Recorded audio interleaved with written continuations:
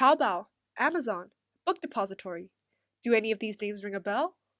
These are all examples of companies that conduct e-commerce, which is online transaction. E-commerce has made quite a few changes to our economy, and today we'll be focusing specifically on how it affects employment.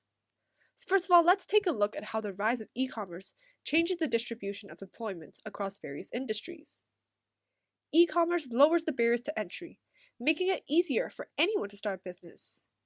In a traditional brick-and-mortar store, you incur high startup costs when entering the industry, and face even more fixed costs that online stores do not incur, like the cost of rent, fixed wages for workers, insurance, and utilities.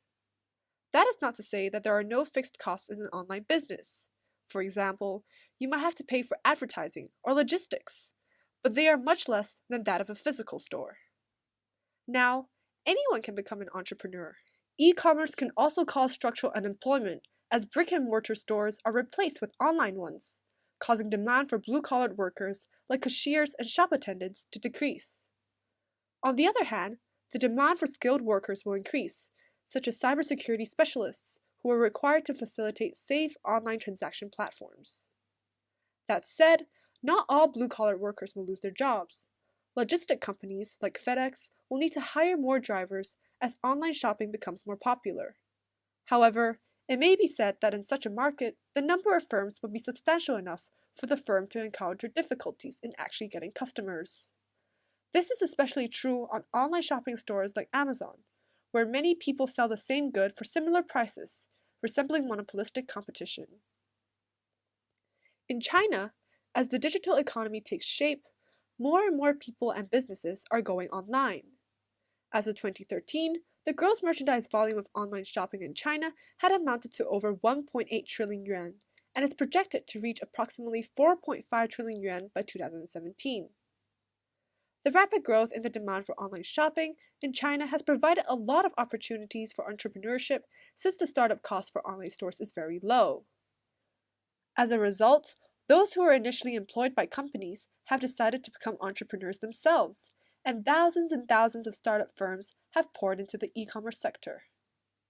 It was previously estimated that the number of online stores in the leading online retail platform Taobao.com will reach 5 million by 2017, but there were actually 9 million.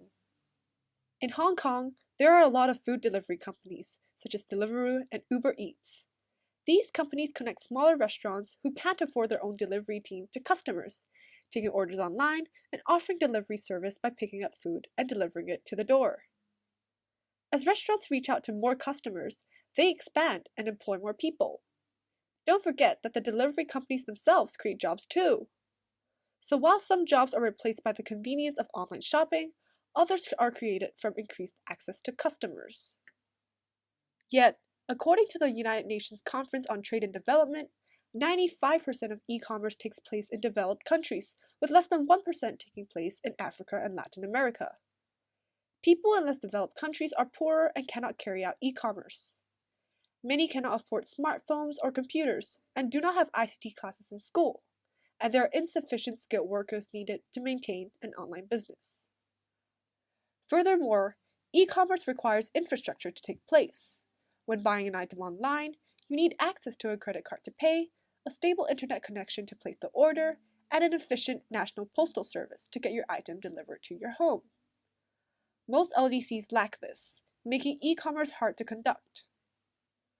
Regardless, there is a lot of potential for e-commerce in less developed countries due to the sheer number of people living there. 1/6 of the current world's population lives there, and their population is fast growing. Do expect to see e-commerce in LDCs flourish as their economies develop. In summary, here are the main ways e-commerce impacts employment. Firstly, structural unemployment occurs as skilled workers replace unskilled workers, and secondly, increase in the number of entrepreneurs occurs due to low barriers of entry, and last but not least, smaller stores have increased access to customers. The internet has revolutionized the way we carry out business. We are able to buy anything in the world from anywhere in the world with a touch of our fingertips. As countries continue to develop, so will e-commerce, and we can't wait to see what the world of e-commerce has to offer.